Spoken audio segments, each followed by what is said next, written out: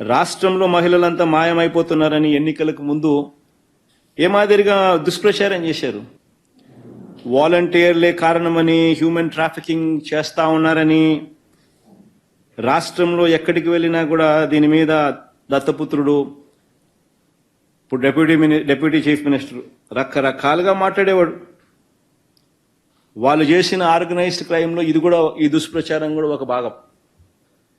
ఈరోజు సాక్షాత్తు వీళ్ళే అసెంబ్లీలో ప్రశ్నకు సమాధానం ఇస్తూ 2019 నుంచి 24 మధ్య 5 సంవత్సరాలలో కూడా కేవలం 46 మంది మాత్రమే హ్యూమన్ ట్రాఫికింగ్కు గురైనారని, కేవలం 34 కేసులు మాత్రమే రిజిస్టర్ అయినాయని చెప్పి వాళ్ళంతకు వాళ్ళే చెప్పినారనంటే, గతంలో మరి 30,000 మంది హ్యూమన్ ట్రాఫికింగ్కు గురైనారని వీళ్ళు చెప్పిన దుష్ప్రచారానికి ఇది ఫుల్ స్టాప్ కాదా?